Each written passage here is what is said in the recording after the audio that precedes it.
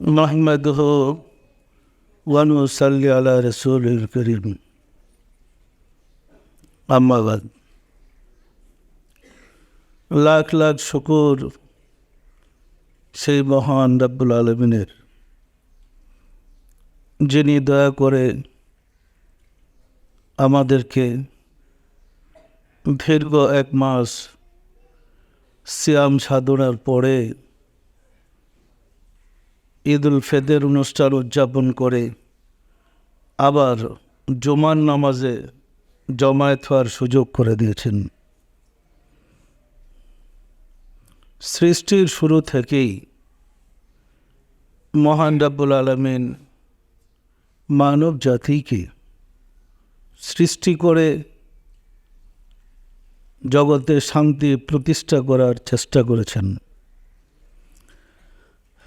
রব্বুল আলামিন মানুষকে আশরাফুল মাখলুকাত করে সৃষ্টির শ্রেষ্ঠ করে সৃষ্টি করেছেন এবং সৃষ্টির এই শ্রেষ্ঠ মানুষ কিভাবে শান্তিতে বসবাস করবে তার বিধিবিধান একের পরে এক নবী রাসূলদের মাধ্যমে প্রেরণ করেছেন। নবী রাসূলগণ যুগের পরে যুগ প্রেরিত হয়ে সমকালীন জমানার মানুষকে শিক্ষা দিয়েছেন সমাজে কিভাবে শান্তিতে বসবাস করা যায়। এই কারণেই ইসলামকে শান্তির ধর্ম বলা হয়। ইসলাম শান্তির ধর্মর অর্থই হচ্ছে ইসলামের বিধিবিধান সঠিকভাবে পালন করলে সমাজে কারো প্রতি অবিচার হয় না, কেউ কারো প্রতি অশান্তির সৃষ্টি করতে পারে না, মানুষ প্রত্যেকে সহযোগিতা করতে পারে এবং শান্তি প্রতিষ্ঠা হতে পারে। কিন্তু পরিতাপের বিষয় হচ্ছে ধর্ম সম্বন্ধে সঠিক ধারণা আমাদের না থাকার কারণে আমরা দেখেছি মুসলমানদের মধ্যেই সবচেয়ে বেশি অশান্তি। যদিও ইসলাম আদম থেকে বিশ্বে প্রথম প্রকাশ লাভ করেছে, আদি পিতা বাবা আদম আলাইহিসসালাম থেকে ইসলাম এসেছে, আর ইসলামের পরিপূর্ণ রূপ বিকাশ লাভ করেছে বিশ্বনবী সাল্লাল্লাহু আলাইহি ওয়াসাল্লামের জমানায়। আশিক রাসূলেরা ইসলামের বিধিবিধানগুলো মানুষকে শান্তিতে বসবাস করতে দেয়নি, কিন্তু তার সঠিকভাবে আমরা মূল্যায়ন করতে পারছি না বিধায় আমরা ইসলাম থেকে কোনো ফায়দা লাভ করতে পারতেছি না।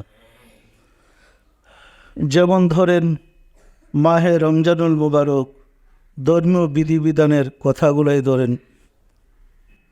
আল্লাহ বলেন, আমি সৃষ্টির শুরু থেকেই 12 মাসে বৎসর 7 দিনে সপ্তাহ সৃষ্টি করেছি। রব্বুল আলামিন সৃষ্টির শুরু থেকে কত মাসে বৎসর হবে, কত দিনে সপ্তাহ হবে, কত দিনে চাঁদ উদিত হবে, কত দিনে সূর্য উদিত হবে অস্ত যাবে, এই বিধিবিধান পবিত্র কোরআনে বর্ণিত করেছেন। আমাদের অবস্থা দেখেন, যেহেতু আমরা সঠিকভাবে ধর্ম পালন করতে পারছি না অথবা ধর্ম সম্বন্ধে আমাদের সঠিক ধারণা নেই, ফলে এইবারই ধরেন আমরা যে সিয়াম সাধনা শুরু করেছি, সারা পৃথিবীর মুসলমান তো একই, সারা পৃথিবীর মুসলমান তো একই আল্লাহর বান্দা, একই রাসূলের উম্মত। কি বলে? সবার কালমা লা ইলাহা ইল্লাল্লাহু মুহাম্মাদুর রাসূলুল্লাহ, সত্য নয় কি? তাহলে এবারও টেলিভিশনের খবরে আমরা দেখতে পাই 3 দিনে সারা পৃথিবীতে মুসলিম বিশ্বে ঈদের অনুষ্ঠান হয়েছে। তাহলে তারাও যে কালমা পড়ে রাসূলকে রাসূল মেনে মুসলমান হয়েছে।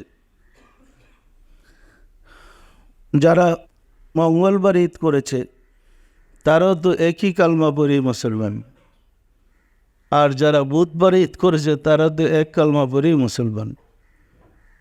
একই মুসলমানদের এই 3 অবস্থা কেন? 3 দিন ঈদ কীভাবে হয়? তিন তিন গ্রুপের কোনো না গ্রুপ নিশ্চয়ই ভুল করেছি, তিনও গ্রুপ তো আর সঠিক হইতে পারে না। কি বলেন? ইয়া কি ধর্ম সম্বন্ধে না জানার কারণে হয় নাই? আশিকে রাসূলেরা সঠিকভাবে ধর্ম পালন না করার কারণে আমাদের মাঝে যেমন ফিতনা সৃষ্টি হয়েছে, তেমন বিভ্রান্তি, তেমন অভাব অনটন, তেমন আযাব গজব আমাদেরকে গ্রেফতার করেছে। আমরা ধর্ম করি, আল্লাহকে বিশ্বাস করি, রাসূলকে বিশ্বাস করি, আল্লাহ আমাদের প্রভু মানি, রাসূল শ্রেষ্ঠ রাসূল মানি, কিন্তু আমাদের অবস্থা, আমাদের চারিত্রিক অধঃপতন এত খারাপ যে আমাদের দিকে তাকালে মানে বিজাতিরও ঘৃণা করে। আশিকে রাসূলেরা যদিও পবিত্র কোরআনে আল্লাহ ঘোষণা করেছেন বিহাবলিল্লাহি জামিউ ওয়ালা তাফাররাকু, তোমরা আল্লাহর রজুকে মজবুত করে ধরো, বিচ্ছিন্ন হয়েও না। আল্লাহ যদিও নির্দেশ করে, হে মুসলমানেরা তোমরা আল্লাহর রশিকে মজবুত করে ধরো, বিচ্ছিন্ন হয়েও না, বিচ্ছিন্ন হলে তোমরা ধ্বংস হবে। আমরা দেখি আমরা এই রশি ছেড়ে দিয়ে বিচ্ছিন্ন হয়ে আসি। কেউ একদিন আগে, কেউ একদিন পরে ঈদ অনুষ্ঠান সহ ধর্মকর্ম এক এক দেশে এক এক জাতির এক এক রকম। আমি একটা চিন্তা করে গবেষণা করতেছিলাম যে সারা পৃথিবীর মসজিদগুলো দেখি তো কেমন। আমারও না মনে অনেক প্রশ্ন থাকে এটা জানার। তো আমি একটা বই সংগ্রহ করেছি, সারা পৃথিবীর বিখ্যাত বিখ্যাত যত মসজিদ আছে ঐতিহাসিক একটা বই সংগ্রহ করলাম যে দেখি তো কেমন। মসজিদ সংগ্রহ করতে গিয়ে দেখলাম কোনো জায়গার মসজিদগুলো বানানো হয়েছে খ্রিস্টানদের গির্জার মতো। এরা তো মুসলমান, আজান দিয়ে এখানে নামাজ পড়ে। আর কোনো অঞ্চলের মসজিদগুলো দেখলাম হিন্দুদের মন্দিরের মতো, বুদ্ধদের মন্দির আছে না, মন্দিরের মতো। কোনো অঞ্চলের মসজিদগুলো দেখলাম এই যে গম্বুজ বিশিষ্ট আমাদের যেমন মসজিদ আছে। তাহলে পুরা বিশ্বের সব দেশের যত ঐতিহাসিক মসজিদ আছে আমি মোটামুটি সবগুলা সংগ্রহ করলাম জানার জন্য দেখি মুসলমানদের দশাটা কি। দেখতে গিয়ে দেখলাম যে যে মসজিদে আমরা আবাদত করি এক এক দেশের মসজিদ এক এক রকম। মানে টোটালটা গিয়ে দেখলাম তিন প্রকার। কিছু হয়েছে খ্রিস্টানদের গির্জার মতো, আর কিছু হয়েছে বৌদ্ধদের মন্দিরের মতো, আর কিছু হয়েছে গম্বুজ বিশিষ্ট, আবার কিছু হয়েছে যেমন ওই যে হিন্দুরা মঠ বানায় না, কী বলে এটা, মঠই তো, মঠ মঠ উঁচা মঠ। এই মানে মসজিদের উপরে গম্বুজটা এরকম টাইট না উপরে উঠে মঠের মতো বানায় রাখছে। সব বিষয়ে আমার একটা মনে প্রশ্ন, সব কিছু যাই না নেই, দেখে দিই ধর্মটা কোন দিকে যাইতেছে। পরে এই চিত্রগুলা দেখে আমি একটা সিদ্ধান্তে বসলাম যে সম্ভবত যে অঞ্চলের লোকেরা বুদ্ধদের মন্দিরের মতো মসজিদ বানাইছে এদের পূর্বপুরুষ বুদ্ধ ছিল। রাসূলের আদর্শ শুনে জেনে গ্রহণ করে তারা মুসলমান হয়েছে, কিন্তু তাদের ধর্মীয় উপাসনালয় যেমন ছিল মুসলমান হওয়ার পরও তাদের মসজিদরা ওই রকমই বানাইছে। যারা খ্রিস্টান থেকে মুসলমান হয়েছে তাদের অঞ্চলগুলোতে দেখেছি যে মসজিদ খ্রিস্টানদের গির্জার মতো। যারা হিন্দু থেকে মুসলমান হয়েছে তাদের অঞ্চলের যে মসজিদগুলা হিন্দুদের মঠ, কি যে মঠ বলে না, মঠের মতো। তাহলে ইসলাম গ্রহণ করলেও তাদের মধ্যে চিন্তা চেতনা যে যে পুরুষ থেকে আসে সেটা পুরাটে রয়েছে, আছে না নাই? এটা অতিক্রম করে যাওয়া একদম সহজ নয়। এই জিনিসটা অতিক্রম করে ফেলা একদম সহজ নয়, কারণ বিভিন্ন গোত্র থেকে মানুষ ইসলাম গ্রহণ করেছে। আশিকে রাসূলেরা আমাদের এই ভারতবর্ষে তথা বাংলাদেশের কথাই ধরেন, এখানে ইসলাম আসছে বড় জোর 500 বছর আগে। এর আগে তো ইসলাম আসে নাই। তো ইসলামের বয়স তো 1500 বছর। এখানে তো ইসলাম আসছে অলি আল্লাহদের মাধ্যমে, হয়তো তুর্কি মুসলমানদের কাছ থেকে ইসলামটা এদিকে বেশি আসছে। তুরস্ক সালতানাত 1200 শতকের পরে আমাদের ভারতবর্ষে ইসলাম আসছে। তাহলে দেখা যাবে ইসলাম গুড়া যেখান থেকে আসছে এটা দূরে আস্তে আস্তে আস্তে আস্তে যার যার এলাকার চাল চলন আচার ব্যবহার রয়ে গেছে। মুসলমান হইলেও সব কিছু তার চেঞ্জ হয়ে যায় নাই। এই কারণে মতের পার্থক্য, চিন্তার পার্থক্য, চেতনার পার্থক্য হয়ে বিভিন্ন মত হয়ে গেছে। ফলে এটা জমানো বড় কঠিন হয়ে পড়েছে। তবে মূল বিষয়গুলো এক, ইসলামের মৌলিক যে বিষয় সেটা এক, এর মধ্যে দ্বিমত নেই। আর যদি কোরআন মেনে সবাই চলে, কোরআন ছেড়ে দিয়ে যার যার অঞ্চলের ইসলাম নিয়ে চললে বিভ্রান্তির পারাবার থাকার কথা নয়। আশিকে রাসূলের আমাদের নামাজ ধরেন, আমরা যখন নামাজে দাঁড়াই রাব্বুল আলামিনকে সেজদা করার জন্যই তো দাঁড়াই। কাকে সেজদা করে নামাজে? এই নামাজে দেখেন মুসলমানদের মধ্যে একটা সম্প্রদায় আছে, এক টুকরা পাথর সেজদার জায়গায় পকেটে রাখে, সেজদা দেওয়ার সময় আবার পাথরের টুকরাটা এটার উপরে সেজদা দেবে। আবার মুসলমানদের এই নামাজের সময় এক এক দেশে এক এক রকম, কেউ নিয়ত বেঁধে আবার একটু সামনে জাপ দিয়ে যায়, আবার কেউ বুকের মধ্যে হাত ধরে, আবার কেউ রুকুতে যাওয়ার সময় হাত উঠায় না। মানে কত রকম নামাজ। কিন্তু মূল এক, আল্লাহ এক, রাসূল এক। সত্য না মিথ্যা বলেন তো? একটা সম্প্রদায় মুসলমানদের মধ্যে বেতের নামাজ পড়ে 1 রাকাত, কেউ পড়ে 5 রাকাত। বেতের তো বেজুর, 1ও বেজুর 5ও বেজুর, আবার কেউ 3 রাকাত পড়তেছে। মানে অনেক পেজ গুছ অনেক কিছু আছে, তবে মৌলিক বিষয় এক। তো ইসলাম যেহেতু শান্তি প্রতিষ্ঠা করতে এসেছে, এই সমস্ত খুঁটিনাটি বিষয় নিয়ে আমরা বিভ্রান্তিতে যেতে চাচ্ছি না। আমরা এক জায়গায় গিয়ে একমত হতে পারব, সেটা হচ্ছে আমরা যদি আশিকে রাসূল স্বীকার করি। আশিকে রাসূল শব্দের অর্থ হচ্ছে রাসূলের প্রেমিক। আমরা যদি রাসূল প্রেমিক হই, আমরা অধিক আগ্রহের সাথে রাসূলের বিধিবিধান মেনে চলতে সক্ষম হইতে পারবো না? আশিকে রাসূলেরা, রাসূলের পরবর্তী যুগে সাহাবা ইকরামদের যুগ বলেন, রাসূলের যুগ বলেন, যারা ইসলাম গ্রহণ করেছে অন্যান্য ধর্ম থেকেই তারা ইসলামে আসছে। আসার পরে পণ্ডিত যারা ছিলেন মুসলমানদের মধ্যে, যে যে ধর্মের পণ্ডিত ছিলেন, ইসলাম গ্রহণ করার পরে ইসলামের কথাবার্তাগুলা তার বিশ্বাস এবং তার চিন্তা চেতনা, তার জ্ঞান বুদ্ধি দিয়ে উপস্থাপন করতে চেষ্টা করেছে। করতে গিয়ে দেখা গেছে সে তাফসির লিখেছে, কেউ কেউ কিতাব লিখেছে। লিখতে গিয়ে তার যে আগের পণ্ডিত্য ছিল সে জ্ঞানটা সহ ইসলামের সাথে মিলে ব্যাখ্যা করেছে।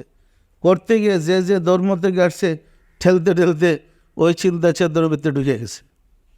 আমি কি বলতে চাইছি বিষয়টা বুঝতে পারছেন তো? একজন হিন্দুর ছেলে মুসলমান হইলেই, কালমা পড়ে মুসলমান হইলেই তার সব কিছু চেঞ্জ হয়ে যাবে, চিন্তা করে না, সময় লাগবে। কয়েকটা পুরুষ তো যাবে তার চেঞ্জ হয়ে আসতে। তো কালমা পড়লে মুসলমান হইলে সাথে সাথে চেঞ্জ হয়ে গেল, এই চিন্তা করা ঠিক নয়। ধাপে ধাপে উন্নত হইতে হইতে সে আরও ডেভেলপ করবে। সত্য না মিথ্যা বলেন? যেমন ধরেন আমাদের আজকে আমি আলোচনা করতে চাইছিলাম যে একটু নামাজ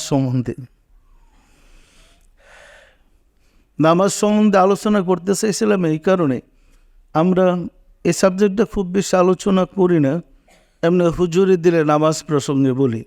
নামাজটার সম্বন্ধে হাদিস শরীফ আসছে, আসসালাতু মিরাজুল মুমিনিন, নামাজ হয়েছে মোমেন ব্যক্তির জন্য মিরাজ।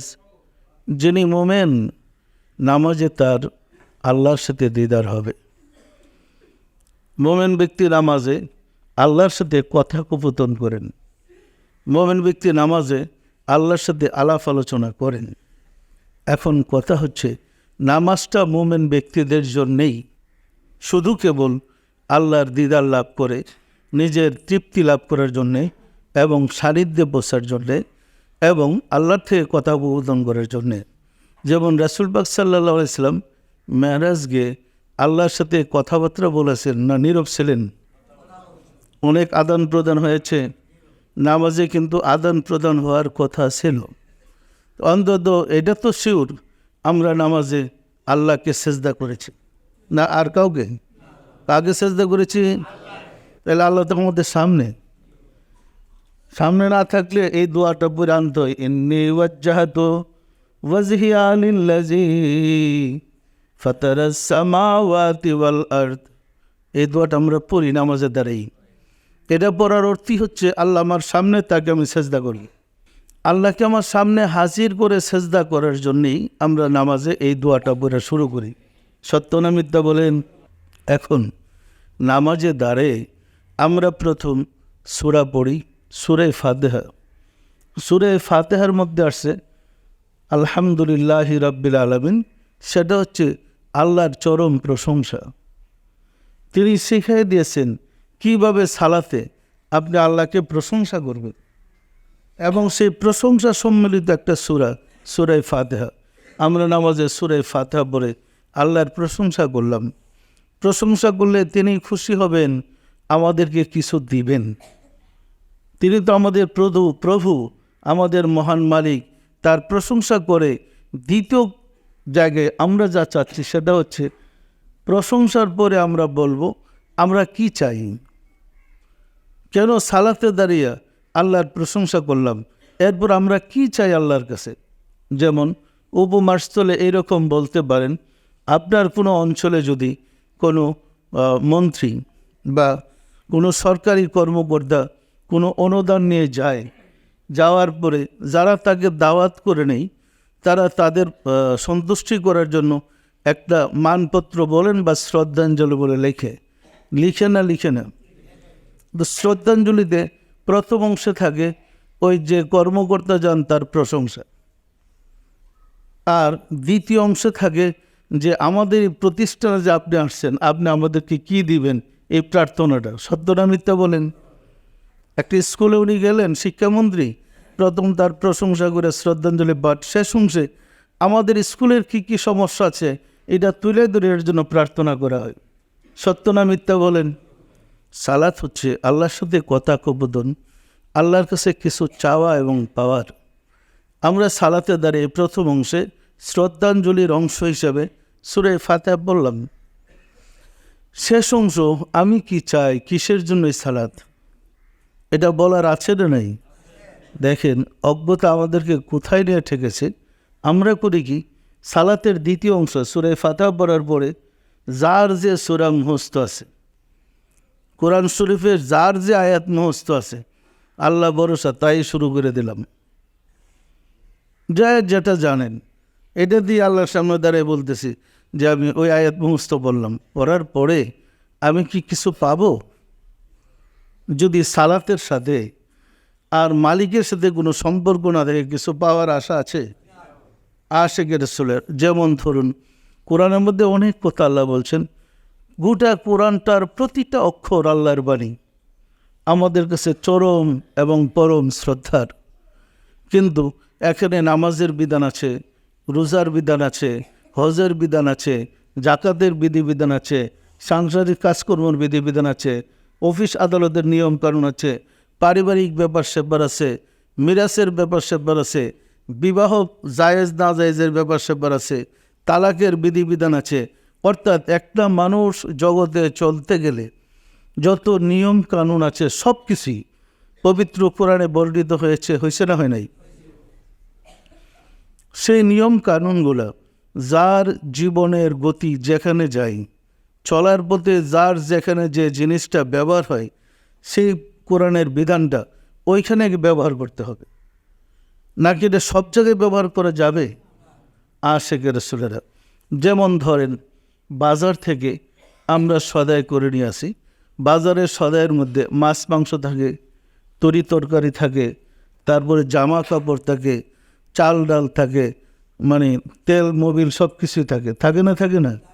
এখন বাজার করে এনে যখন আপনি বাড়িতে আপনার কর্ত্রীর কাছে নিয়ে দিবেন, যে মানে বাসার মধ্যে গুছিয়ে রাখে, তার কাছে দিলে যে সমস্ত সদাই পাকে ব্যবহার হবে সেটা পাকে ব্যবহার করবে, যেটা কাপড় চোপড়ে ব্যবহার হবে সেটা কাপড় চোপড়ে, যেটা বিছানপত্রে ব্যবহার হবে সেটা বিছানপত্রে, যেটা যে জায়গায় লাগে সেখানে ব্যবহার করবে।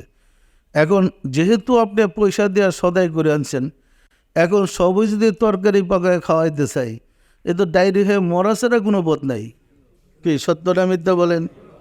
মনে করেন কেরোসিন তেল কিনে আনছেন, ভালো। আবার গুস্ত কিনে আনছেন, বেশ ভালো। সয়াবিন তেল আনছেন, ভালো। সাবান কিনে আনছেন, সুডা কিনে আনছেন, সব যদি পাতিলে দিয়ে সেরা একসাথে তরকারি পাকায়, কি খেলে বাঁচবে মানুষ? মরা ছাড়া উপায় আছে? কিন্তু সব তো আপনি পয়সাতে কিনে আনছেন। কোরআনের প্রতিটা অক্ষর আল্লাহর বাণী, প্রতিটা আপনার জন্য অমূল্য সম্পদ। সালাতে যেটা ব্যবহার হবে সেটা সালাতে ব্যবহার করেন। সালাতের মধ্যে জাকাত ঢুকাই দিতেছেন কেন? একটার ভিতরে আরেকটা, যেটা খাদ্যে ব্যবহার হবে এটার ভিতরে সাবার ঢুকাইলেন কেন? আমি কি বলতে চাইছি বুঝছেন? যেমন আমরা অজ্ঞতার কারণে এমন পর্যায়ে পড়ছি, যেমন ধরেন ইন্না আ'তাইনা কাল কাউসার, আমি উপবাসস্থলের কথাটা বলছি। আল্লাহ বলেন, হে রাসূল, আমি আপনাকে কাউসার দান করলাম। যেহেতু আপনি ছোট্ট সূরা মুখস্থ করছেন, নামাজও দ্বারায় সূরা ফাতিহা বললেন, পড়ার পরে বলতেছেন ইন্না আ'তাইনা কাল কাউসার। আপনি আল্লাহরে বলতেছেন, আল্লাহ তো আপনার সামনে, আমি তোমাকে কাউসার দান করলাম। আল্লাহ যদি বলে তুমি তো খুব পারো রে, আবার কাউসার দিয়ে ফেলাইলে, বাবা বাবা কি? এখন আপনি চাইবেন না আল্লাহরে দিবেন? আপনি বললেন তাব্বাত ইয়াদা আবি লাহাব, আবুল হাবের হাত ধ্বংস হয়ে যাক।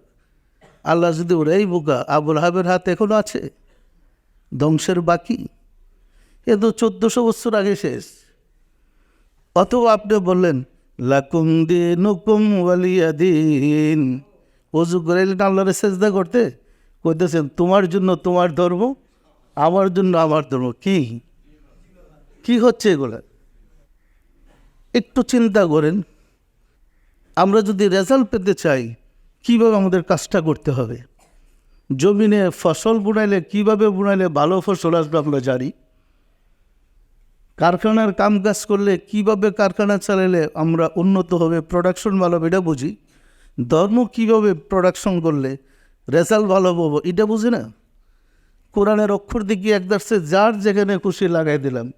এখন সালাতে দাঁড়িয়ে পড়তেছি সূরা ফাতিহা বরাবর আল্লাহর সামনে, তো তার সামনে তো প্রশংসা করলাম, শেষ অংশ বললাম আত-তাল্লাকু মাররাতাইন, মানে স্ত্রীর তালাক দিলাম, আমার স্ত্রী আমি 2 তালাক দিলাম। কি স্ত্রী যদি শুনে পিছাল হয়ে বেটা তোর নামাজ ছুড়াইতেছি। কি বলছি আমার কথা বুঝছেন? আসলে সব কী হচ্ছে ধর্মের নামে? একটু চিন্তার বিষয়, উপলব্ধির বিষয়। এই কারণে পবিত্র কারণে নিজেই আল্লাহ শিখাই দিয়েছেন, জানে আমরা নির্বোধ, আমাদের মাথায় গিলু নাই, মাথার গিলু ছাড়া এই ধর্ম চলছে। আল্লাহ শিখাই দিয়েছেন, হে বুকারা তোমরা এইভাবে প্রার্থনা করো, রব্বানা জালামনা আনফুসানা, আছে না নাই? যেহেতু আমার প্রশংসা করেছো, এরপরে সংযোগ করো ওই রকম আয়াত যা তোমার জন্য সহজ, এমন সহজ আয়াত আবৃত করো যা তোমার জন্য সহজ, অর্থাৎ তুমি যা পেতে চাও ওটাই বলো। এইরকম পবিত্র কোরআনে কোন নবী কীভাবে প্রার্থনা করে বিপদ থেকে বেঁচেছে, কোন নবীর মুসিবত কীভাবে দূর হয়েছে, সবগুলো আল্লাহ বর্ণনা করছে না করে নাই? আমরা যদি ওই প্রার্থনার আয়াত সূরা ফাতিহার পরে পড়ি, তাহলে আমার নামাজের সাথে, আমার সেজদার সাথে, আমার তেলাওয়াতের সাথে মিল হবে না হবে না? প্রার্থনার আয়াত আছে তো, আমরা কিন্তু ওই দিকে কাছেও যাব না। আমরা যার যা মুখস্থ আছে, যেমন অবস্থাটা এমন হলো, আপনি সরকার প্রধানের কাছে, রাষ্ট্রপতির কাছে একটা বিশেষ সমস্যা নিয়ে গেছেন, তার কাছে প্রার্থনা করে সময় নিতে হবে কত মিনিট আপনি তার সাথে ইন্টারভিউ দিতে চান, এবং কি বক্তব্যটা দিবেন লিখিত জমা দিতে হয়। এরপরে যদি বাক্যক্রমে আপনি অনুমতি পান, এর বাহিরে আর কিছু বলার অধিকার নাই, আছে নাকি? সময় আপনাকে দেওয়া হবে না, কথাও শোনা হবে না। কিন্তু যিনি রাষ্ট্রপতি, যিনি কুল কায়রাতের মালিক, এমনি ওয়াজ্জাহতু পরে তাকে আপনার সামনে সিংহাসনে বসাইলেন, বসায় সেরা আপনি যা মনে আছে, যা শুনছেন জীবনে আর যা পড়ছেন সব তার কাছে কোয়া ধরলেন। কী কইতেছেন এগুলা? চিন্তার দরকার আছে না নাই? এই সমস্ত আবাদতে কি আমরা ভালো রেজাল্ট পাবো? যে কারণে আবাদত বন্দি করে আমরা ফল পাইতেছি না।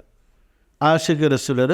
তাহলে আমাদের ফিরে আসতে হবে ওই জায়গায় যে আবাদত তিনি খুশি হবেন। আমরা যখন সূরা ফাতিহা পড়ে তাকে খুশি করেছি, পাশাপাশি আমরা বলি, হে দয়াময়, আমি আমার নফসের উপরে জুলুম করেছি, তুমি দয়া করে আমাকে হেদায়েত করো। হে দয়াময়, আমি হেদায়েতের উপরে তুমি আমাকে বিপদগামী করো না।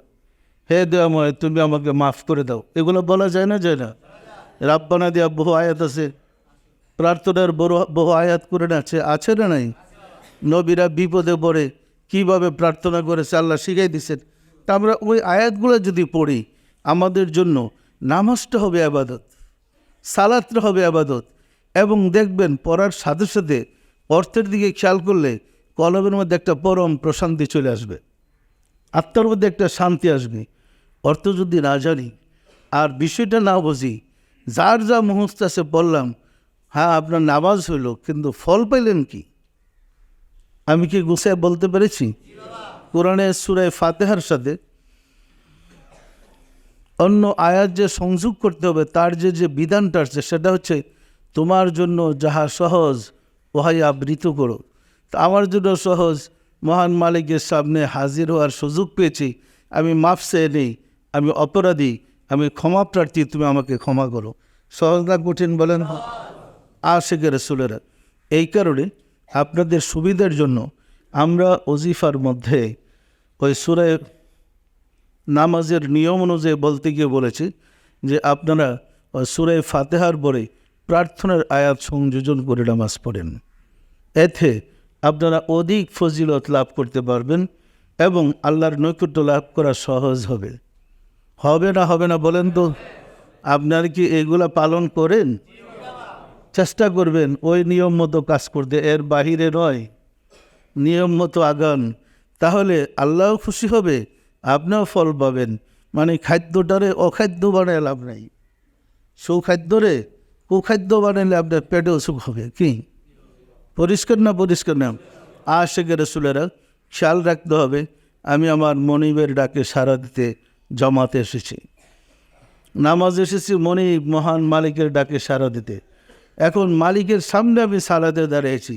সাহাবা একরামগণ মালিকের সামনে সালাতে দাঁড়াইতে গেলেই চেহারা লাল হয়ে যেত, আল্লাহর ভয়ে ওনাদের চেহারা লাল হয়ে যেত। আমাদের কিন্তু তা হয় না। না হওয়ার কারণ আমরা তো বুঝি না মালিককে যে সেজদা করতেছে। কিন্তু আমাদের বিরুদ্ধে যারা আছে, অর্থাৎ হুজুরদের একটা শ্রেণী আছে অলি আল্লাহ বিদ্বেষী, আছে না নাই? হেরা কুদেছে পীরের সামনে কদম বসি করলো, কি জানো কদম বসি করলো শিরিক, পীরের সালাম করলো শিরিক, মাথা নত করা যাবে না। তবে এটা মসজিদে যে তুই নামাজ পড়তে যাস, আগের কাতারে যে দাঁড়াইছে, পিছনের কাতারে যারা দাঁড়ায়, হে বেটার পায়ে যে সেজদা করতেছ, এটাতে কোনো দোষ নাই। দেখেন সামনের কাতারে যারা দাঁড়ায়, পিছনে আর একটা সারি দাঁড়াইতেছে, সেজদার সময় এদের পায়ের নিচে সেজদা করে না কোথায় করে? কার পায়ের নিচে সেজদা করে? তো কী করতেছে? অলি আল্লাহর পায়ের নিচে সেজদা করলে শিরিক হয়ে গেল। আর তুমি যেমন গরু, আরেকটা গরুর পায়ের নিচে সেজদা করতেছ, এটা শিরিক হলো না। দেখছে ধর্মের অবস্থাটা কি? আসলে হেরেই শিরিকে পড়া। ধর্মের সত্যতা উপলব্ধি করতে বুঝেও না, উপলব্ধি করতে জানেও না। সুতরাং পায়ের নিচে সেজদা করলে শিরিক হয় না। কেউ সামনের কাতারে যে দাঁড়াইছে তার পায়ে সেজদা করতেছে না, তার নিয়ত হচ্ছে মহান মালিককে সেজদা করতেছে। দেখতে দেখতেছি তার পায়ের কাছে কপাল ঠেকাই দিছে। অনেক সময় পাও লাগে না, মাথার মধ্যে পা লাগে না, লাগে না, এমনকি তার পায়ে সেজদা হইল। নিয়ত তো আমাদের আল্লাহকে সেজদা করতেছি, কি বলেন? তো অলি আল্লাহর কাছে মাথাটার মধ্যে হইলে একটা সেজদা হয়ে গেল। তো সাধারণ মানুষটার চেয়ে অলি আল্লাহটা আরও খারাপ নাকি? দেখেন ধর্মটা কীভাবে ফিট করছে। সুতরাং অলি আল্লাহদের ফর্মুলা অনুযায়ী ধর্ম করলে এই ধর্ম আল্লাহর কাছে গিয়ে পৌঁছবে। আর নিজের মন গড়া মতো ধর্ম করলে ওই দশাটা এরকমই হবে, যেমন বাজারে সব তো পয়সা দিয়ে গেছেন, একরকমই পাক করেন, সব পাতিলে পাক করে খেয়ে ফেলেন, যা হবার তাই হবে। ধর্ম চলছে এইরকম। মতানৈক্য ধর্মের বহুত আছে, আমরা দেখেছি ধর্মের মধ্যে কি শব্দ নিয়ে একতলাপ শুরু হলো। সালা সাদা করে নিয়ে যে শুরু করছে, আর এই আমরা গুদাগুদি করতে গিয়ে 101টা ফেরকা বের করছে। আমি দেখবো আমার ধর্মে রাসূল খুশি, আল্লাহ খুশি আছেন কিনা। আমার এই গোদাগুতির দরকারটা কি? আমি কি বলতে চাইছি বিষয়টা বুঝছেন? এই সমস্ত সমস্যা বলে একটি বোধ, আমরা যদি আশেকে রাসূল হই। আশেকে রাসূল হলে কোনো দল নাই, রাসূল প্রেমিক তো এক দলই। আমরা যদি রাসূলকে ভালোবাসি, রাসূল যখন রোজা রাখতে বলেছেন আমরা তখন রোজা রাখবো, রাসূল যখন ইফতার করতে বলেছেন আমরা তখন ইফতার করব। আমরা ভিন্ন মত সৃষ্টি করতে রাজি না। এটা ভালো না খারাপ বলেন তো?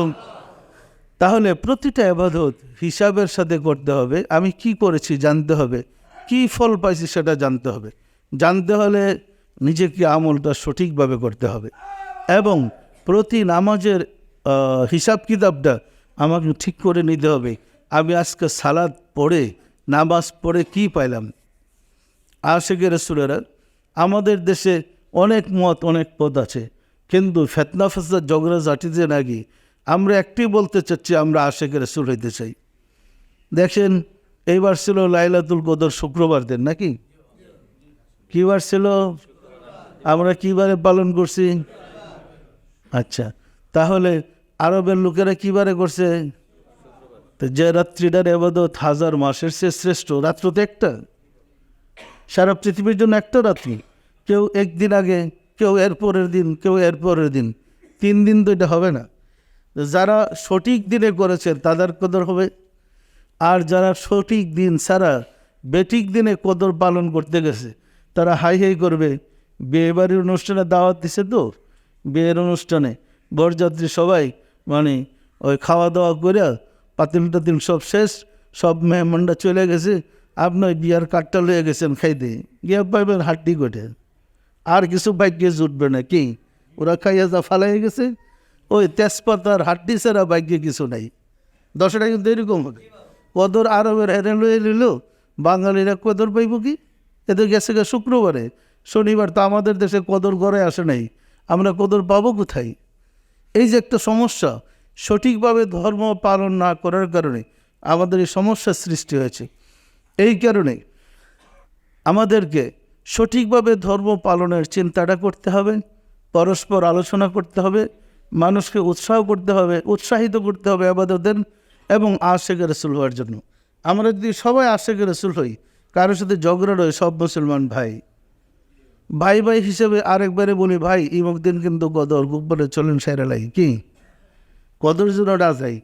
আমি শুক্রবার আলোচনায় কিছু বলতেছিলাম, হয়তো যে লাইলাতুল কদরের তো বাপ বোঝাই যেতেছে, অনেকে শুক্রবার আবার কদর পালনও করেছে। এখন শনিবার দিন রাত্রে, যখন দিবাগত রাত্রে না কদর, আর জাকের দয়সায় বিল্ডিং বেড়ে গেছে আর রাস্তা রাস্তা সব দখল করে বসে কদর পালন করতে। এখন আমি 2 নম্বরই ব্যবসাটা কী করবো? আমি তো জানি শুক্রবারে কদর হয়েছে। এই কদর তো আমি ছিলাম, আমি কি বলবো বলেন? তখন চুপচাপ হয়ে গেলাম যে কি জবাবটা দেবো, কি কদর তো গেছে আগের রাত্রে। বিষয়টা বুঝছেন না বুঝেন নাই? একটা মহা বিপদে পড়ে গেছি, কোনো সূত্র পাইতেছি না, আমি একটা মুসিবতে পড়ে গেছি। বলছিলাম বাবুরে আমি যাবো না এখানে। কী বলবো? নিজের সাথে নিজে প্রতারণা করা যায় না, কি বলেন? বিষয়টা বুঝছেন না বুঝেন নাই? তারপর যেহেতু জাকের রাখছে, বারবার ভাষণ দেওয়ার পরে, ঘোষণা দেওয়ার পরে আমি আসলাম, কিছু আলোচনা করলাম, মোনাজাত করলাম, কিন্তু শেষ তো খেলা হবে ফজরে। সারা রাত্রি শেষ ফজরের নামাজের সময়। তা আমি মনে করলাম আজকে ফজরের নামাজই পড়তে যাব না, যা পড়ব রুমের ভিতরে পড়ব। মানে আমার মনের মধ্যে একটা যুদ্ধ চলতেছে, জান্নে শূন্য একটা মিথ্যা কেমনে করব, ভীষণ কষ্ট লাগতেছিল। আমি নিজের স্ত্রী করতে পারতেছিলাম না। এখন মাইক দিয়ে তো ঘোষণা দিয়ে বসে রয়েছি, আমি আসতেছি আখেরে মোনাজাত করবো, আমি তো রুমের ভিতরে বসে রয়েছি। আমি আবার খাদেমরে বলতেছে আমি যাবই না। মানে আমার মধ্যে তুলপাল শুরু হয়ে গেছে, কি বলবোটা কি? কদর তো গেছে গত রাত্রে। বিষয়টা কি বুঝতে পারছেন? একটা মহা বিপদে পড়েছি। শেষ পর্যন্ত আমাকে আসতে হইল, কারণ সব জাকের আসছে। আর আমি মশলা বাইর করতেছি আমি বাঁচার জন্য। আমি তো কাউরে কই নাই যে তোমরা কদরে আমার এখানে আসো, আমি তো কাউরে বলিনি। লোকজন তো আসছে, আমি এখন কী করবো? বিষয়টিকে আপনারা বুঝতে পারছেন? তবে আমাদের মালিক এত দয়ালু, আল্লাহ এত মহান, আল্লাহর কিন্তু অতীত ভবিষ্যৎ বলতে কিছু নাই, সবই বর্তমান। সময় সৃষ্টি, স্রষ্টা নয়, সময়কে আল্লাহ সৃষ্টি করেছেন। আল্লাহর কাছে ভবিষ্যৎ আর অতীত বলতে কিছু নাই, সবই বর্তমান। কোনো সোর্স পাচ্ছে না, পরেই বেচারা ঘোষণা দিল সব জাকেরা দাঁড়িয়ে রয়েছে, আমি কখন আসবো ফজরের নামাজে। আমি তো রুমের গিয়ে নামাজ পড়বার চিন্তায় আছি। শেষ পর্যন্ত অনেক দেরি ছিল বোধ না, আমাকে আসতেই হলো। সব জাকেরা দাঁড়িয়ে রয়েছে, কী করবো, আসলাম আসামির মতো। আমার মনে হচ্ছে আমি একটা আসামি, অপরাধী।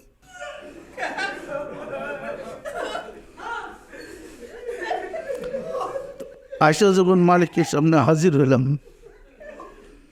তো রাব্বুল আলামিন দয়া করে একটু সুযোগ করে দিলেন। কদর আবার ফিরে আসলো, মানুষের ভাগ্যকে পরিবর্তন করে। কিন্তু কদর তো মানুষের জন্যেই, আল্লাহর কাছে তো অতীত আর ভবিষ্যৎ নাই, সবই বর্তমান। সুতরাং আপনারা যদি সত্যিকার আশিকের রাসূল হইতে পারেন, যে কোনো মুহূর্তে যে কোনো অবস্থায় আল্লাহ আপনাকে সাহায্য করতে সক্ষম। সক্ষম না, কিন্তু আল্লাহকে তো আপনার পেতে হবে, আল্লাহর আশিক তো হতে হবে, আল্লাহর গোলাম তো হইতে হবে। গোলাম না হইলে তো আল্লাহ আপনাকে সাহায্য করবে না। আশিকের রাসূলেরা শনিবার দিন ফজরের সময় যখন আপনারা অনুষ্ঠান করলেন, আপনাদের কাছে কি শান্তি মনে হয়েছে? মনে হয়েছে আজকে কদরের রাত্রি? এত গেল শুক্রবার, আবার আসলো কেমনে? কিন্তু আল্লাহ ইচ্ছা করলে যেভাবে খুশি সেভাবে মানুষকে সাহায্য করতে পারে।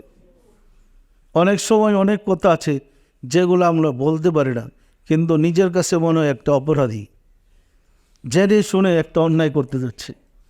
বিষয়টা কি বুঝতে পারছেন? তারপরেও এবার যেমন রোজা শুরু হওয়ার কথা ছিল সোমবারে, আল্লাহর তরফ থেকে রমজান শুরু হয়েছে সোমবারে, কিন্তু বাংলাদেশে রোজা শুরু করছে মঙ্গলবারে। লোকজন এসে আমার কাছে বসে অপেক্ষা করতেছে রোজা করবে, কি করবো? আমি একটা বোকা সেজে গেছি।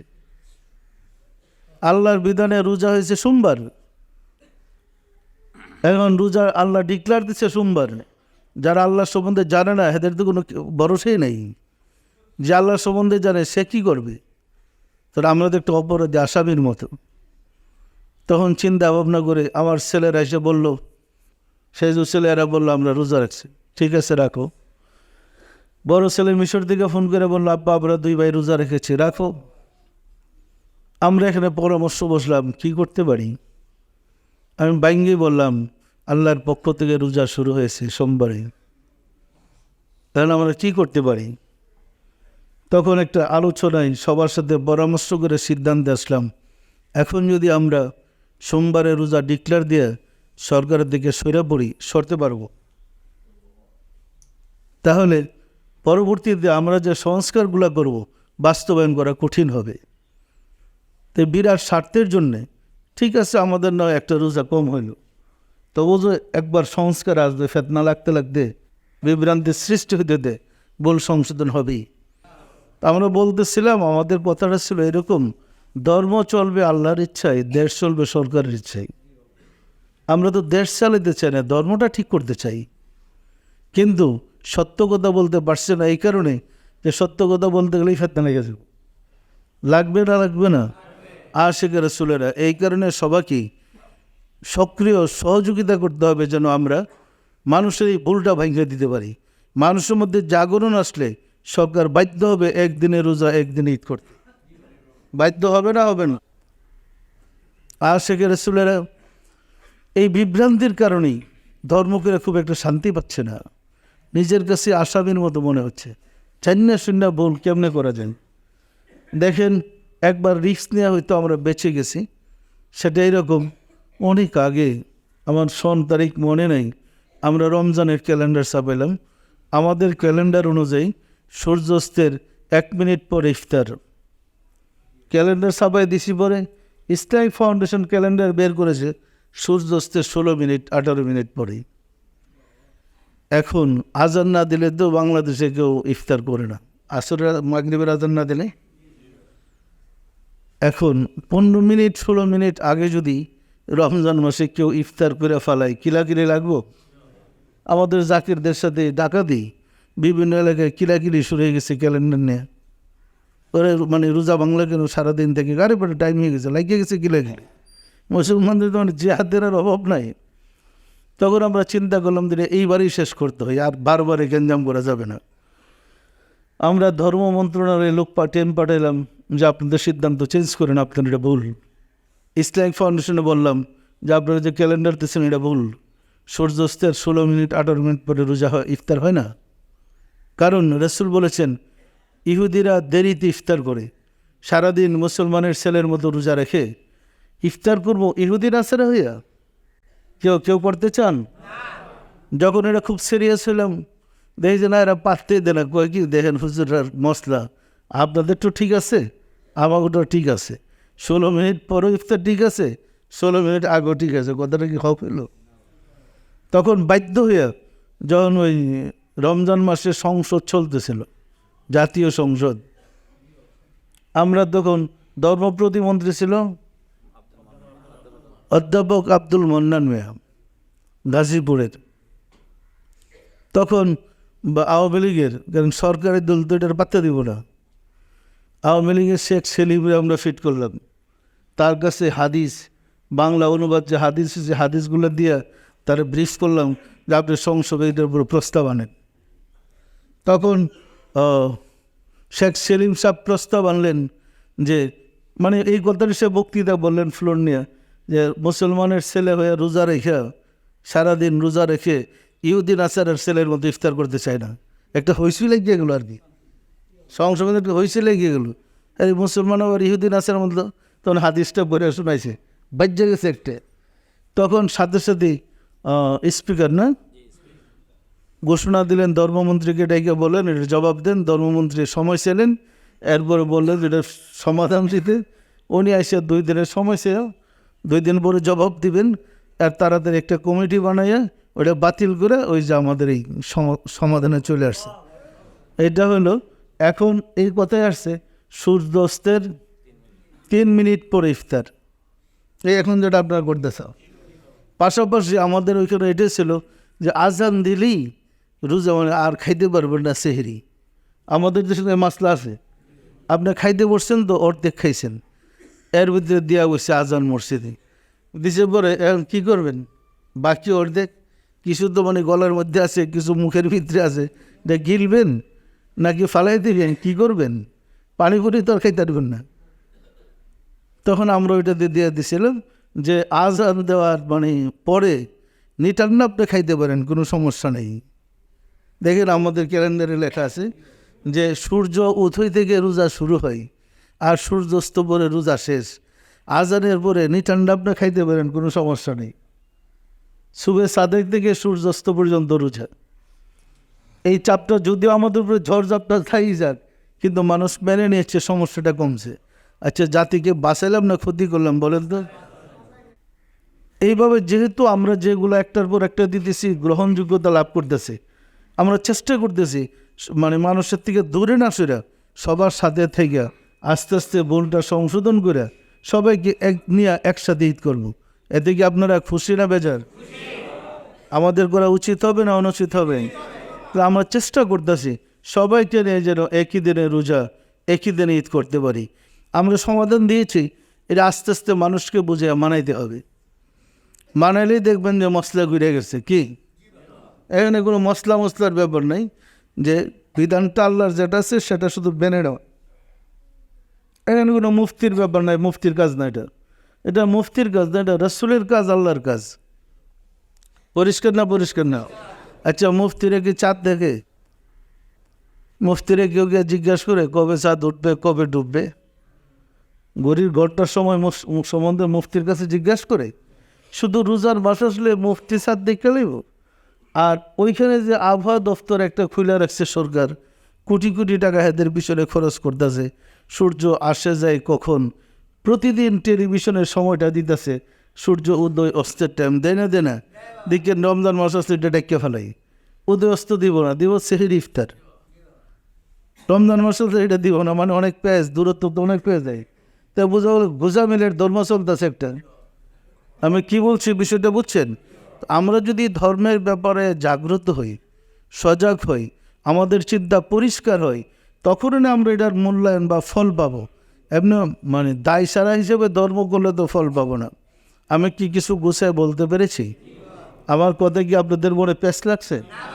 সুতরাং এই বিষয়গুলো জাতির সাথে, বন্ধু বান্ধবের সাথে আলোচনা করার ব্যাপার আছে, এটা জানার ব্যাপার আছে। দেখেন বিজ্ঞান এত বেশি উন্নত হইতেছে যে বিজ্ঞানকে ধরে আজকে মানুষ গ্রহ থেকে গ্রহান্তরে চলে যেতেছে। বিজ্ঞান এত উন্নত। আচ্ছা মনে করেন চাঁদের দেশে যদি একটা মুসলিম পরিবার গিয়া বসবাস করে ছেলে মেয়ে নিয়ে, হে বেটা কি দিকে রোজা থাকবো? এখন থেকে না আপনি চাঁদ দেখলেন, চাঁদের দেশে মানুষ যাবে, কিন্তু মনে রাখেন মানুষ ফ্যামিলি নিয়ে চাঁদে বসবাস করবে, একটা সময় আসবে। তো চাঁদের দেশে যদি একটা মুসলিম ফ্যামিলি গিয়া বসবাস শুরু করে, সে কী দেখে রোজা রাখবে? তার জন্য কী বিধান? ইসলামে কি সমাধান দিবে না? দিবে না? দিবে না? তাহলে আমাদের ফর্মুলায় আসতেই হবে। আমাদের ফর্মুলায় আসলে দেখবেন সব সমস্যার সমাধান হয়ে গেছে।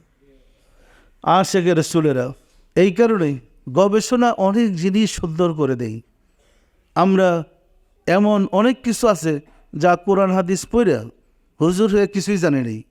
গবেষণা করতে গিয়ে এখন দেখতেছি ইন্টারনেটের সাহায্যে সারা বিশ্বে কোথায় কি আছে ঘরে বসে দেখা সম্ভব। সম্ভব না? সম্ভব না। আপনি সুইচ টিপেন, ইন্টারনেটের সাহায্যে নিয়ে আসেন বিশ্বের ঐতিহাসিক জিনিস, মুসলিম কি আছে, রাসূল কি ব্যবহার করতেন, টিপ্পা বাইর করেন, হাজির করে দেখাই দেবো রাসূলের জিনিসটা কি আছে, কিন্তু ইন্টারনেটের ভিতরে। এটারে মুছবেন কি দিয়ে? রাসূল যে জামাটা পরতেন, রাসূলের যে জুতা মুবারক ছিল, রাসূলের যে আংটি মুবারক ছিল, রাসূলের শহীদি দান মুবারক যে ইন্টারনেটের ভিতরে আছে, টিপ্পা বাইর করে দেখালে এটা মুছবেন কি দিয়ে?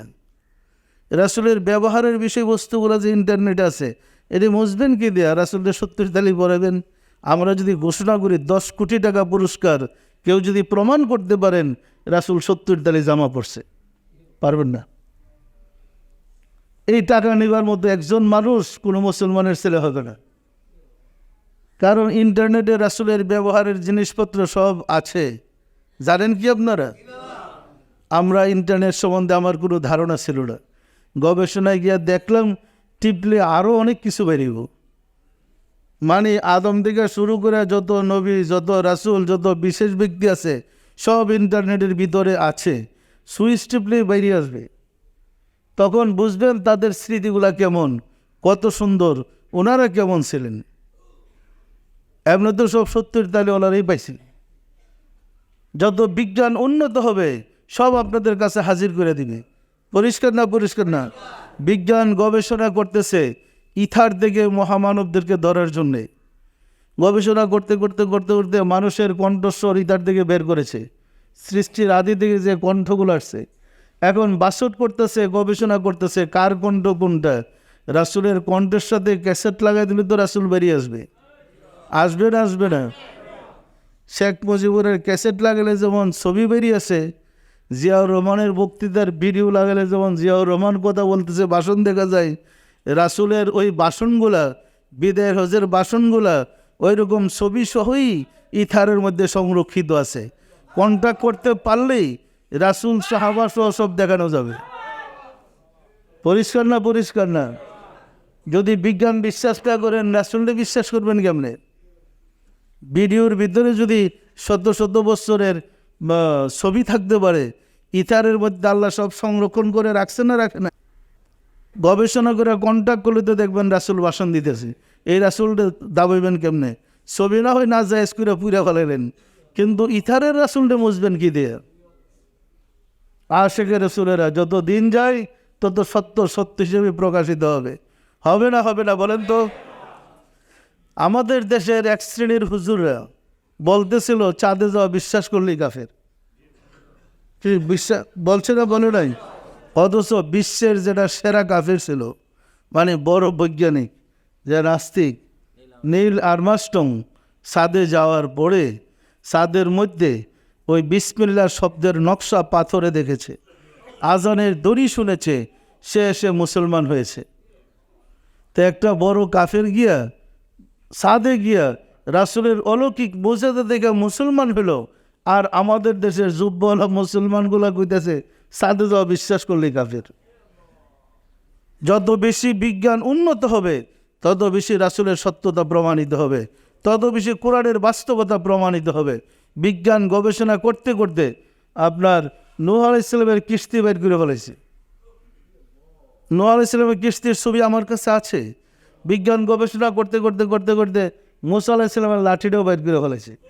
মনে করেন না এমন সুন্দর লাঠি, আরে না নিয়ে কিচ্ছু না, একটা বাঁশের লাঠি, কিন্তু এটার ভিতরে আল্লাহ কেরামতি ঢুকাই দিয়েছে, সামনে জায়গায় সাপ হইয়া একটা বাঁশের লাঠি। দেখছি তো আমরা মনে করছি না যে নাকি স্বর্ণমন্য দিয়ে বান্ধা রাখছে বাঁশটা, এটা বেহাদার একটা বাঁশ লাঠি, এটারই আল্লাহ তো মুজিজা ঢুকাই দিছে, সারলে সাপ হয়ে যায়, দৌড়লে আবার লাঠি হয়ে যায়। বিষয়টা কি বুঝছেন না বুঝেন নাই? তো ওই জিনিসগুলা বিজ্ঞান তো এখন গবেষণা করে বাইর করতেছে। ইন্টারনেটে গবেষণা লাগলে ঘরে বসে আপনি বাইর করে দেখতে পারবেন। যদি ইন্টারনেটে সুইচ চিপে রাসূল এসে পরে কই যাবেন, এই কইবেন না যে নাউজুবিল্লাহ দেখবো না কি কই ধরবেন? সুইচ টিপে যদি আদম এসে পরে কী করবেন? তবে নাউজুবিল্লাহ আদমরে দেখতেছে না, আছে কিন্তু আছে না নাই? যে যাকে চায় সে তাকে পায়, যে যাকে চায় না সে তাকে পায় না। সত্য না মিথ্যা বলেন? সুতরাং গবেষণা করেন মূল মালিককে পাওয়ার জন্য। যে খুঁজে আল্লাহকে পাওয়ার জন্য সে আল্লাহকে পায়, আর যার আল্লাহর দরকার নাই সে তো পাইবই না। তার আর দুনিয়ার আখেরাত কি? পরিষ্কার না? বিজ্ঞান অনেক উন্নত, ঘরে বসে আপনি খুঁজেন সব কিছু আপনার ঘরে চলে আসবে। আর শেখের রাসূলেরা সাধনার দিন আসতেছে এবং বাস্তবতা জানার উপলব্ধি করার দিন আসতেছে। যেমন আমরা তো এতদিন জানতাম, আরও কয়েকবার বলছি আপনাদেরকে, আল্লাহর নূরে তুর পাহাড় জ্বলে নাই, বলছে না বলে নাই? মানুষের মাধ্যমে খবর পেলাম, ছবির মাধ্যমে ইন্টারনেটের থেকে তুর পাহাড়ের ছবি দেখলাম, আপনাদেরকে দেখাইলাম। গতকালকে আমার ওই ছেলেদের সাথে আমার কথা হয়েছে, তখন তারা তুর পাহাড়ে গিয়ে পড়ছে। ওরা তুর পাহাড়ে উঠতেছিল, আমি একবার কথা বললাম, আবার উঠার পরে দৃশ্য দেখার পরে নামার সময় আবার আমি কথা বললাম। বলতেছিল একটা খুশির সংবাদ আছে আমাদের, সেটা হচ্ছে আমার দুনো ছেলেই একটা কাফেলা নিয়ে, এদের কাফেলাতে কত লোক? 103 জন লোক নিয়ে একটা কাফেলা নিয়ে এরা তুর পাহাড়ে গেছে। তুর পাহাড়ের চূড়ায় উঠার পরে ওইখানে যেখানে আল্লাহ আসছিলেন, তুর পাহাড়ে আল্লাহ আসে নাই? যেখানে আল্লাহ নাজেল হয়েছিলেন, আসছিলেন, ওই জায়গাটাতে স্মৃতি রাখার জন্য একটা মসজিদ বানিয়ে রাখছে।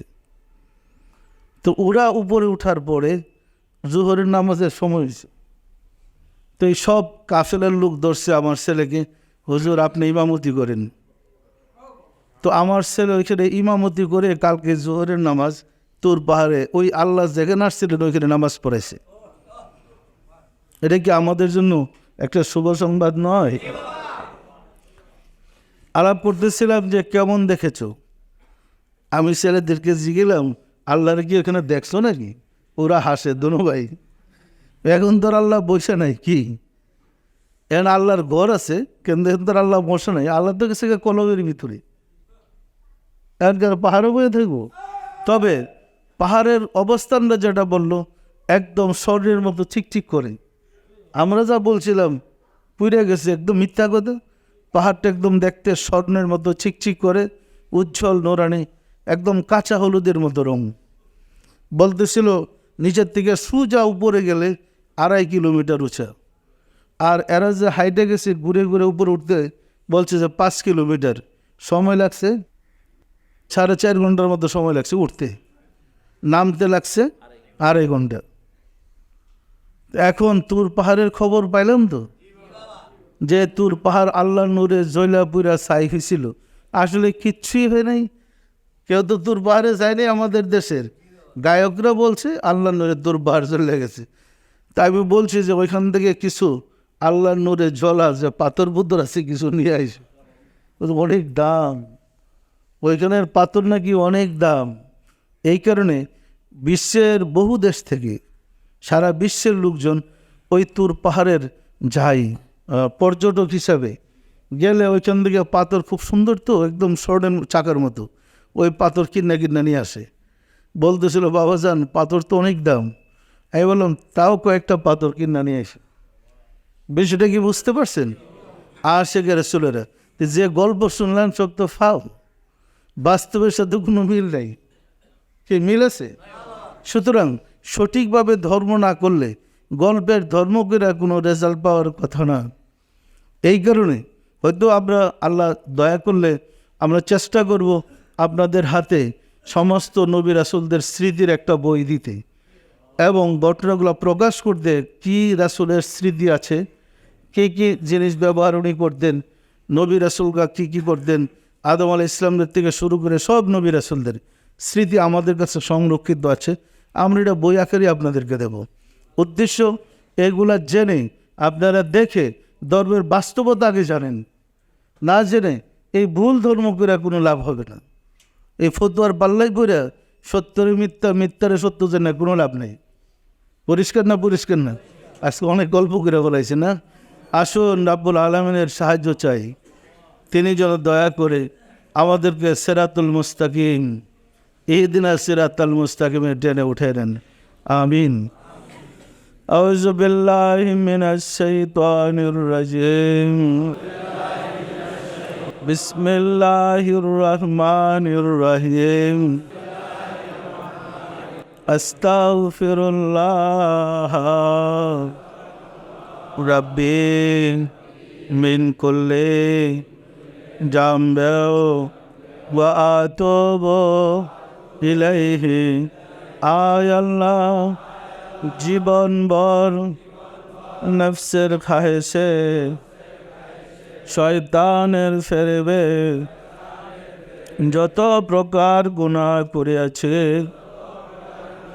সমস্ত গুনাহ হইতে তোমার নিকট তওবা করিতেছে।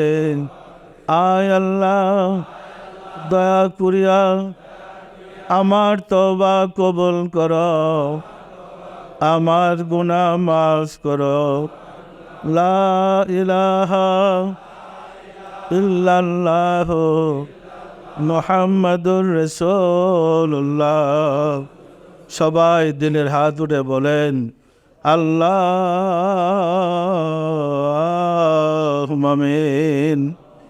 ওগো দয়াল মাওলা, দয়াল খুদা, অদম কাঙ্গাল ভিক্ষুকেরা পবিত্র জুমার দিনে জুমার নামাজ পড়লাম, আজকের তালিম গ্রহণ করলাম, ঈদের অনুষ্ঠান শেষ করলাম, সবশেষে তোমার শাহী দরবারে মিলাদ শরীফ পড়ে নামাজ সমূহ আদায় করে তওবা করে জোরহাত করে মাফ চাই।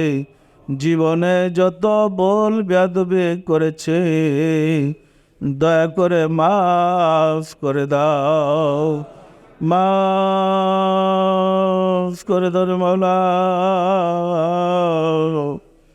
আমাদের ভুল বেয়াদবিকে মাফ করে দাও, আমাদের ইবাদত সমূহ কবুল করে দাও, এর ফজিলত পৌঁছে দাও তাজদার মদিনা সরকার দো আলম হজরত মোহাম্মদ মুস্তাফা আহমদ মুস্তাফা সাল্লাল্লাহু আলাইহি ওয়াসাল্লামের হুজুরে সওয়াব নজর বসাও। রাসূল পাক সাল্লাল্লাহু আলাইহি ওয়াসাল্লামের সম্মানিত পিতা মাতা, দাদা দাদি, দাদা দাদি, আল আওলাদ আল সাহাবাজ মুতাহিরিন, আহলে বাইতিন, খুলাফায়ে রাশিদিনদের আরওয়াহ পাকের হুজুরে সওয়াব নজর বসাও। খাতুনে জান্নাত মা ফাতেমা রাদিয়াল্লাহু তাআলা আনহা, সাইয়েদনা হযরত ইমাম হাসান, সাইয়েদনা হযরত ইমাম হুসাইন রাদিয়াল্লাহু তাআলা আনহুমা, যাহারা দিন ইসলামের জন্য কারবালার প্রান্তরে শাহাদাত বরণ করে গেল রে মাওলা, দয়া করে তাদের আরওয়াহ পাকের হুজুরে সওয়াব নজর পৌঁছাও। বাবা আদম আলাইহিস সালাতু ওয়াস সালাম হইতে রাসূল সাল্লাল্লাহু আলাইহি ওয়াসাল্লাম পর্যন্ত যত আম্বিয়া আলাইহিস সালাতু ওয়াস সালাম দারুল বাকায় তশরিফ নিয়েছেন, তাদের আরওয়াহ পাকের হুজুরে সব নজর বসরে মাওলা আমার মুর্শিদ পিরানে পীর দস্তগীর সুলতানুল মশাইখ সুলতান ইয়া মুজাদ্দাদ ইয়া তুরিকার ইমাম শাহ চন্দ্রপুরী রহমাতুল্লাহ আলাইহি হুজুরে তার সহধর্মণি হযরত বড় মা রহমাতুল্লাহ আলাইহি হুজুরে সব নজর বসরে মাওলা হযরত খাজা বাউদ্দিন নকশবন্দ রহমাতুল্লাহ মুজাদ্দিদ আল ফেসানি রহমাতুল্লাহ খাজা মাইনুদ্দিন চিশতি রহমাতুল্লাহ বড় পীর আব্দুল কাদের জিলানী রহমাতুল্লাহ তাদের তরিকার সিলসিলায় যত পীর ওলি গাউস কুতুব তামাম পৃথিবীর মোমেন মোমেনাত যে যেখানে ইন্তেকাল করেছে মাওলা দয়া করে তাদের আরওয়াহ পাকের হুজুরে সব নজর পৌঁছাও সব নজর পৌঁছারে মাওলা আমরা ভিক্ষুকেরা যারা তোমার শাহী দরবারে হাত উঠালাম আমাদের আপন গর্ভধারিণী মা জননী জন্মদাতা পিতা মহাবদের স্ত্রী শ্রদ্ধেয় শ্বশুর শাশুড়ি দাদা দাদি নানা নানি খালু খালা ছেলে মেয়ে খেসাক রাবা যে যেখানে ইন্তেকাল করেছে মাওলা দয়া করে তাদের আরওয়াহ পাকের হুজুরে সব নজর পৌঁছাও আর যারা জগতের বুকে বেঁচে আছে তাদের প্রতি তোমার রহমত নাযিল করো মাওলা গো ও গো দেল মাওলা দেল খুদা ঘরে ঘরে আশিকে রাসূল বানিয়ে দাও আশিকে রাসূলদের বিপদ আপদ বালা মুসিবত দয়া করে দূর করে দাও আশিকে রাসূলদেরকে দয়া করে সর্বপ্রকার সাহায্য করো মাওলা গো আমাদের হৃদয়ের কালিমাকে দূর করে দাও আমাদের হৃদয়কে তোমার নূরের আলো দ্বারা আলোকিত করে দাও আমাদের হৃদয়কে সুন্দর করে দাও আমাদের চরিত্রকে উত্তম চরিত্রে পরিণত করে দাও আমাদের সত্যিকার মুসলমান বানিয়ে দাও মাওলা গো ও গো দেল মাওলা দেল খুদা মাহে রমজানুল মুবারকে আমরা যে সিয়াম সাধনা গুলা করেছি আর নামাজ সময় ইবাদত সময় করেছি দয়া করে কবুল করে নাও আমাদের মুনাজাত কবুল করে নাও আমিন বাহাগলা ইলাহা ইল্লাল্লাহু মুহাম্মাদুর রাসূলুল্লাহ।